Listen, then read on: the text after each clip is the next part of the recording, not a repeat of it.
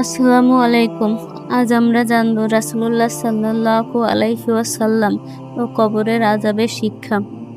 একদিন রাসূলুল্লাহ সাল্লাল্লাহু আলাইহি ওয়াসাল্লাম তার সাহাবীদের সাথে কবরস্থানের পাশ দিয়ে যাচ্ছিলেন। হঠাৎ তিনি থেমে গেলেন এবং বললেন, এই দুই কবরের লোক দুজন শাস্তি পাচ্ছেন, আর তারা কোনো বড় অপরাধের জন্য শাস্তি পাচ্ছে না। সাহাবীরা অবাক হয়ে জিজ্ঞাসা করলেন, হে আল্লাহর রাসূল, তারা কি অপরাধ করেছিল? নবীজি সাল্লাল্লাহু আলাইহি ওয়াসাল্লাম বললেন, একজন প্রস্রাবের ফোঁটা থেকে নিজেকে বাঁচাতো না, অর্থাৎ অযত্ন করত। আরেকজন অন্যদের সম্পর্কে পরনিন্দা করত।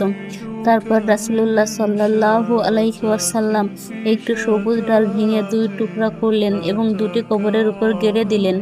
তিনি বললেন, যতক্ষণ এই ডাল শুকিয়ে না যায়, হয়তো তাদের কষ্ট কিছুটা লাঘব হবে। এই ঘটনা থেকে আমরা শিক্ষা নিতে পারি যে ছোট ছোট গুনাহ কবরের আযাবের কারণ হতে পারে। ওযু ও পরিচ্ছন্নতা ইসলামের অত্যন্ত গুরুত্বপূর্ণ। অন্যের নিন্দা করা আল্লাহর কাছে বড় গুনাহ।